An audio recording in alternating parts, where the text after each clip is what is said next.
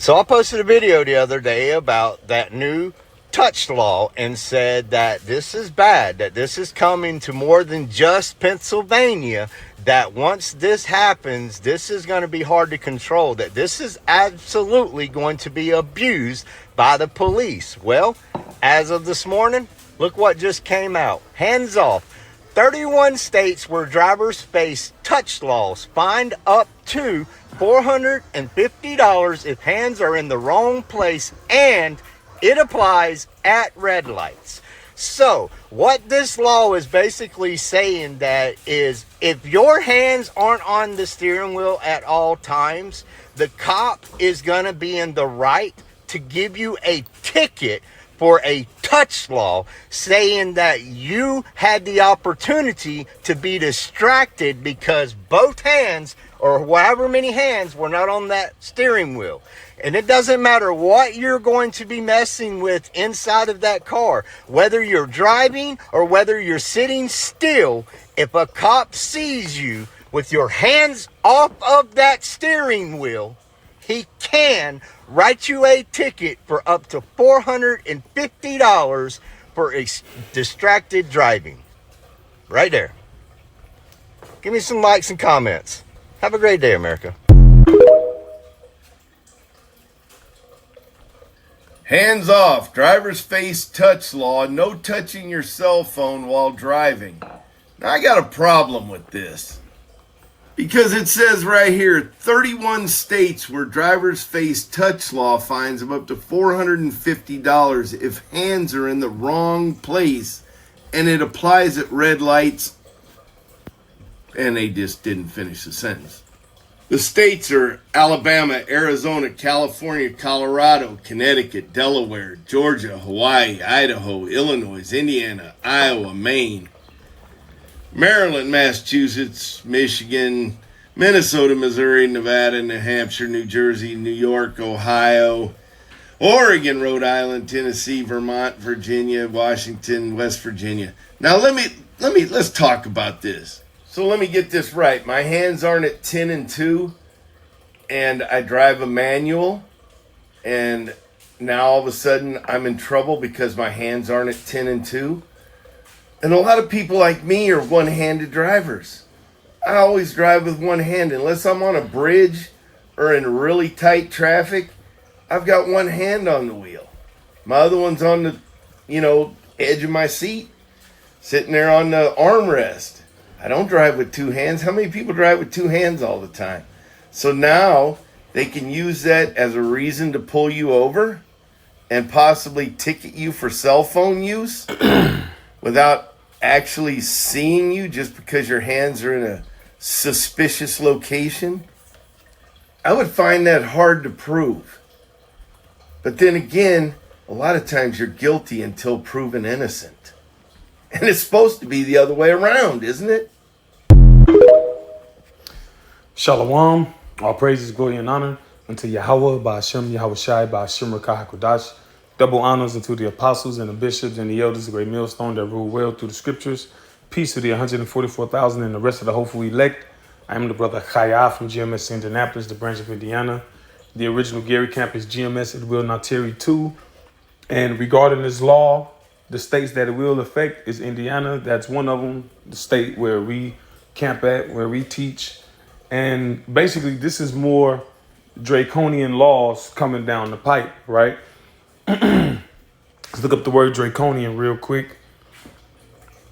Draconian, of laws or their application, excessively harsh and severe. And it comes from a Greek statesman named Greco. And who are the Greeks, right?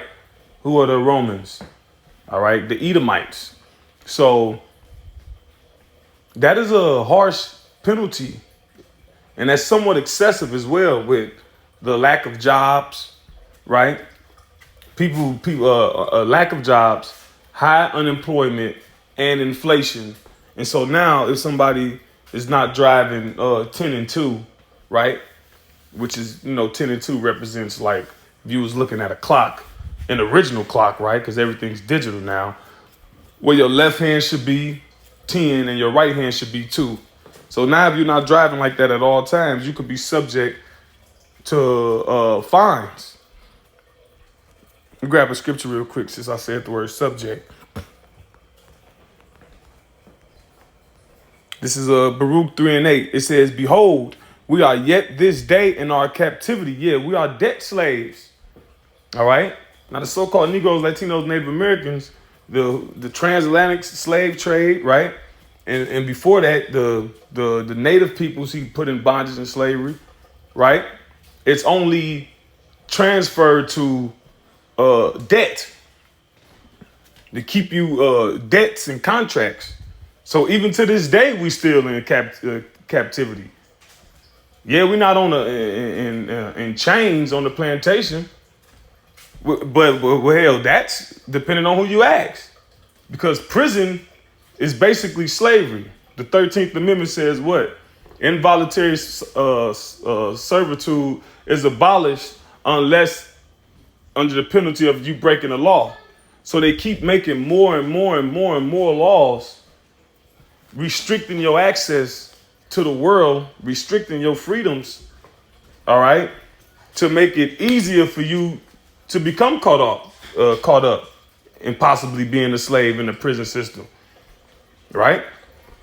So, where thou hast scattered us for a reproach and a curse, and to be subject to payments. See, you're subject to payments.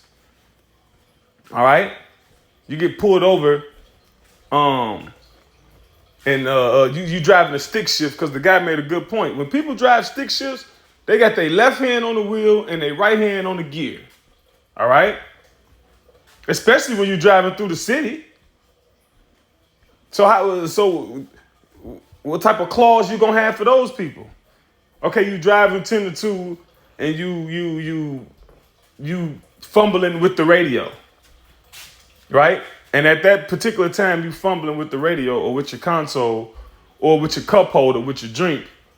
The police just so happen to see you. It says, according to all the iniquities of our fathers, which departed from the Lord our God. Now, who is this going to affect for the most part? All right. Let's look up something real quick. Do traffic laws, do traffic laws target black people? Which black people represent the Israelites. The head of that would be Jews, the real Jews, Judah, which is the so-called Negroes. It says, I'll read the AI overview. It says, yes, evidence suggests that black drivers, Israelite drivers, are disproportionately targeted by traffic stops and citations, right? Especially when you're driving in certain areas, because your license plate, the police can read your license plate, and the numbers, in most cases, the numbers and the letterings, it reveals where you're from or your zip code. So that's how they know. A lot of times, you ain't supposed to be out. They run your plates. You ain't did nothing wrong, but they'll look and be like, okay, you're in a so-called white area, white neighborhood, but these plates come back to a zip code that's in a predominantly black neighborhood. So what are you doing out here? And you know how so-called black people are associated with crime. So even if you ain't doing something, right, more than likely you're guilty of something. We just haven't found it yet. That's the sentiment of Esau Edom. It says, yes, evidence suggests that black drivers, Israelite drivers, are disproportionately targeted by traffic stops and citations, raising concerns about racial profiling. Studies have shown that black drivers are more likely to be stopped by police, searched, and arrested compared to their white counterparts, even when they are less likely to be involved in illegal activities. This phenomenon is often referred to as driving while black, right? And drive with one hand, a lot of people is more comfortable to drive that way. You see how the one guy who appeared to be Edomite, but the so-called white man, he referenced that some people find it more comfortable. But anyway, grab a scripture, Psalm 94:20.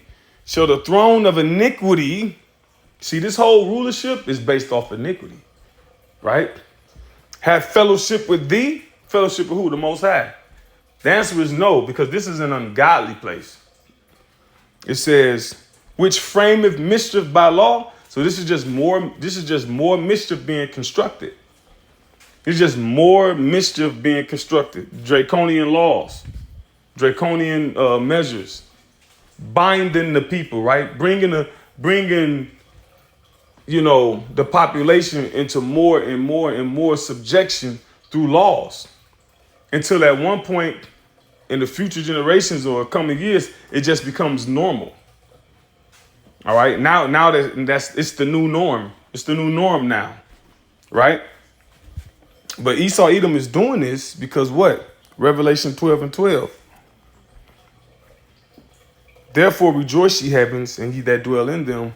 Woe to the inhabitants of the earth and of the sea, for the devil is come down unto you, having great wrath. See, now the devil is, as time go on, he's facing the Israelites more and more and more directly. All right, especially the men of the Lord, because they restricting freedom of speech, right? And his plans ain't working. He's seeing what's going on around him. He assessing his situation, and he has to confront us more and more and more directly. All right. So-called Negroes, Latinos, Native Americans, the Israelites as a nation, because he knows that we are the children of God. All right. And Ezekiel, the 37th chapter, speaks about, well, these dry bones coming together, having the breath in them. Right. Let me grab that real quick. Let me see.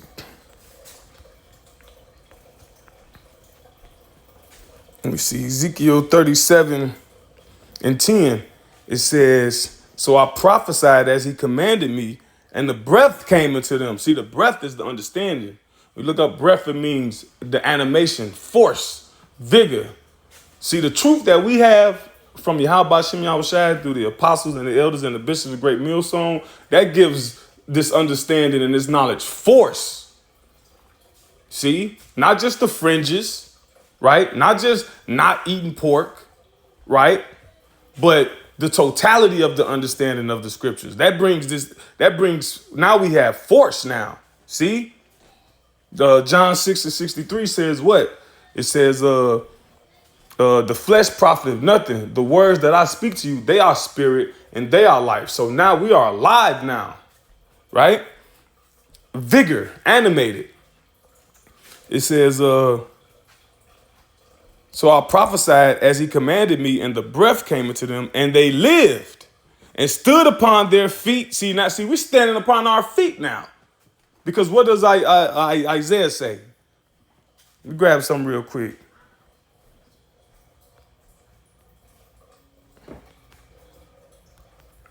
Let me see.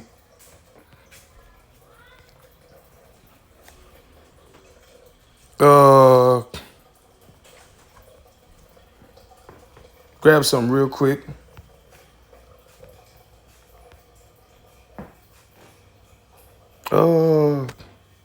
Isaiah 51:23. It says, but I will put it into the hand of them that let me start up right here. 22 says, thus said thy Lord Yahweh, and thy power that pleadeth the cause of his people. Behold, I have taken out of thine hand the cup of trembling, even the dregs of the cup of my fury. Thou shalt no more drink it again. See, they're trembling now. Wisdom of Solomon 5 says what? The righteous stood in great boldness against the face afflicted them and made no account of their labor. See, now that we're doing that, the book of Job says what? Who shall declare his way to his face, and who shall repay him from what he has done? We're declaring his way to his face through the Spirit of the Lord. Right? And he can't hide himself anymore. So see, now his pride is being challenged. See, he ain't walking around unchecked. All right? He ain't spewing his madness unchecked anymore. It's being confronted. Like the scripture of Wisdom of Solomon says in the 2nd chapter, we was made to reprove his thoughts. We're reproving him. We're reproving the world. And now that's a great sign. And that got him trembling. Right? It says, but I will put it into the hand of them that afflict thee, which have said to thy soul, bow down, that we may go over. And that's how they want us to feel. And that's how they want us to be. Right? Just do what he say, unchecked, unchallenged. Even the way our people interact with so-called white people, you can see how they diminish themselves, how they diminish their spirit to an extent. Right? That's how he wants you to be. He says, that we may go over, and thou hast laid thy body as the ground and as the street to them that went over, but not the hopeful elect. No. All right. You that won't happen to us. Yeah, we'll maneuver in your society and use wisdom, be wise as serpents and harmless as doves. But in the spirit, as it pertains to Yahweh Ba'ashem Yahushai, no. Just like the Shadrach, Meshach, and Abednego, Daniel and the lions did. Did they maneuver in the Babylonian captivity? Did they adhere to certain things that they had to adhere to? Yes, they spoke the language. Their names was changed. They understood some of the things of Babylon. But when it came to going against Yahweh Ba'ashem Yahushai, no. Right? And that's a problem with Esau Edom. Like the scripture says, they only consult to cast you down from your excellency.